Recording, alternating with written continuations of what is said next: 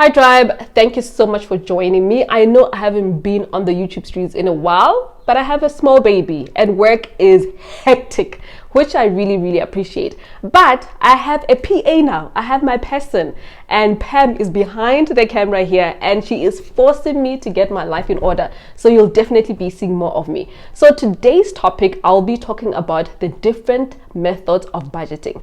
The first one is the 50-30-20% budgeting rule. I've spoken about this before and I'll link it below, but basically the 50-30-20% budgeting rule means that 50% goes towards your needs, 30% goes towards your wants, then 20% goes towards your savings and paying off debt. So if, for example, you earn 10,000, it means that 5,000 bucks will go towards your needs. So this is your bond or paying rent.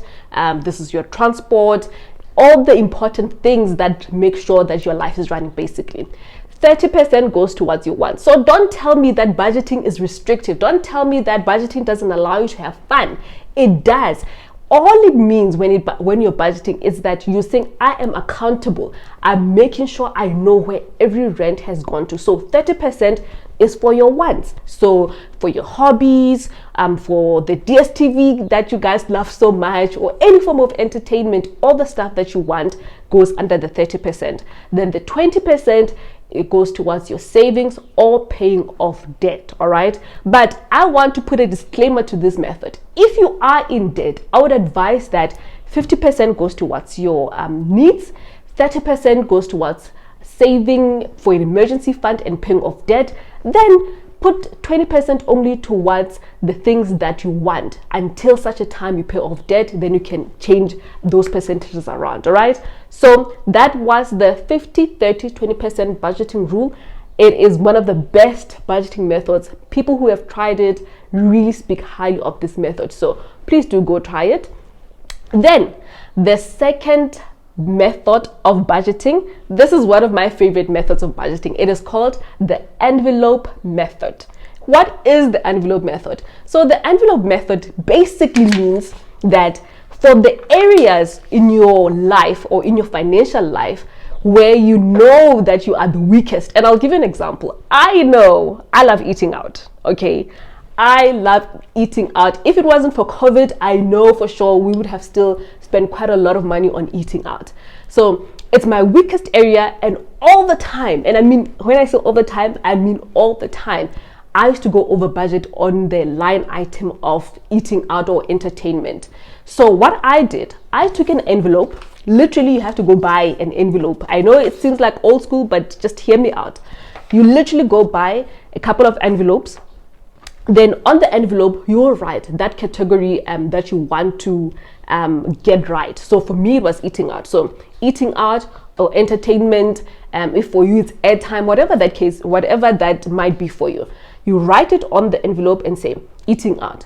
Then you physically draw money from your ATM, from the bank, and put money into the envelope. So for that category, so for example, if I say eating out for the entire month costs me 1,000 bucks, we know it's way more than that, but as an example, you write down, okay, eating out, and you know that you have 1,000 rand in here. So throughout the month, all you ever do, whenever it is time to eat out, so what this shows you is that you have to be conscious as well. You know, when you're going to go have food with a friend, you know that you will take money from this envelope. So you say you take 200 bucks, 300 bucks, whatever that amount is. Then you physically see the money leaving the envelope. And once it's finished, done. There's nothing, there's no more money for that item. There's no more money for that category, meaning that you cannot spend any more money on that category. It is finished, it is done. All right. And there's something that is hugely powerful that happens when you see money physically leaving. Unlike, you know, with a bank, with your bank card, it's so easy to just swipe and not really connect that actually there's no more money for that category anymore. So the envelope system is very powerful, but I think as a disclaimer, maybe I think it works best for areas where you know you're weak. I'm not saying go and put your bond money in an envelope, like just don't do that. All right, I'm talking for smaller items that normally throw you off budget.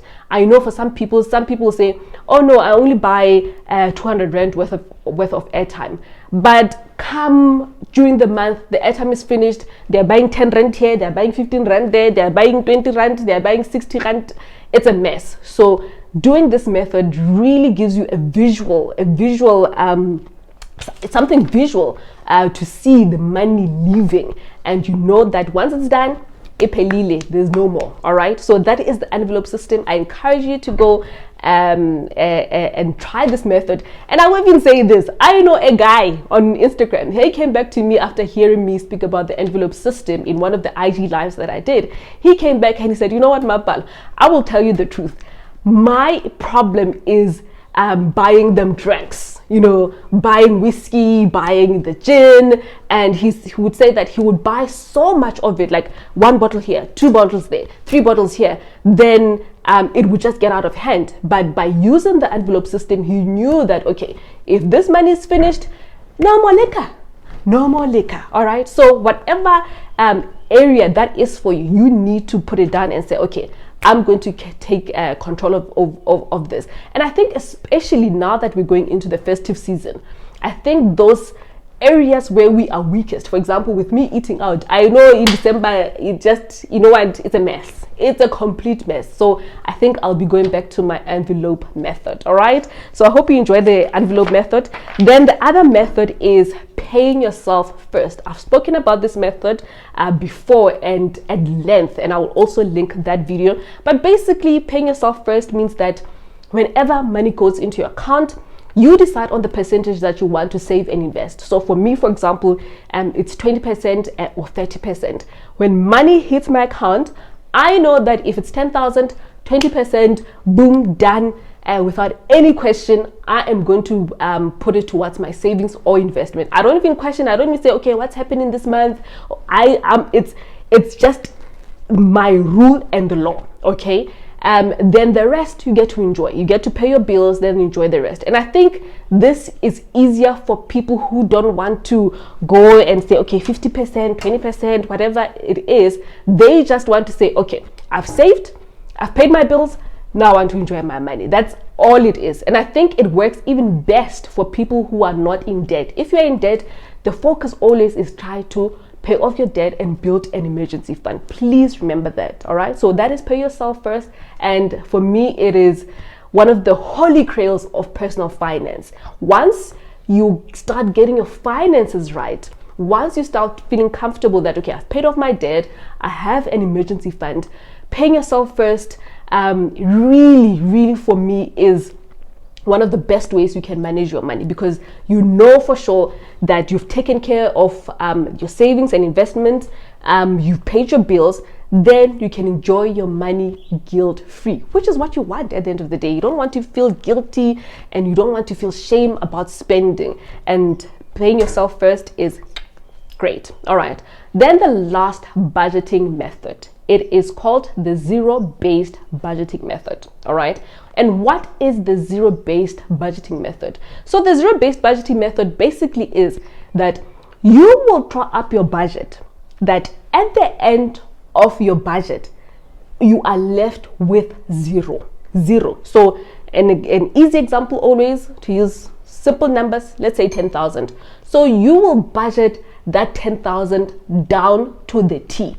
Meaning that at the end of that budget, you have zero. So you start off with 10,000, then you end off with zero. Why is that important?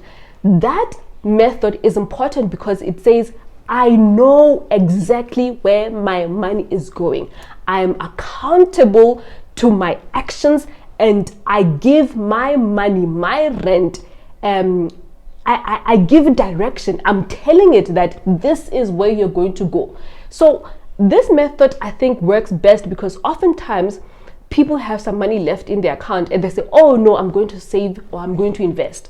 Then that never happens because you actually haven't allocated how much of your salary, of your earning, you are going to put away towards saving and investing. So you leave it at zero, then everything is accounted for. You know that you're paying your rent, you know you're paying your bond, you know that it's going towards the car or transport, you know that this is for investment. So at the end of the day, it is completely zero. And I think this is a very, very powerful budgeting method, especially for those people who are saying, you know what, I want to get my finances in order finally, because that's what happens. Oftentimes we just don't know what's happened to our money. We wonder, we are like, okay, there was money, then there was no money, but with the zero-based budgeting method, it tells you, and you're conscious of your spending. You know exactly where your money is going. And I think if any of the methods don't really work for you,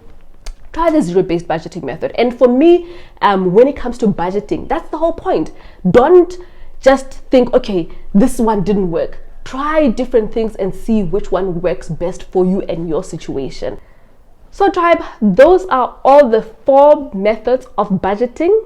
Trust me, try one and see if it works for you. Okay, there must be one that can work for you for sure. Then you will see me very soon. Like I said, I have someone who is on my back and saying, hey Mapalo, you need to get these videos out. And thank you so much for being patient with me. I will see you very soon. Cheers for now.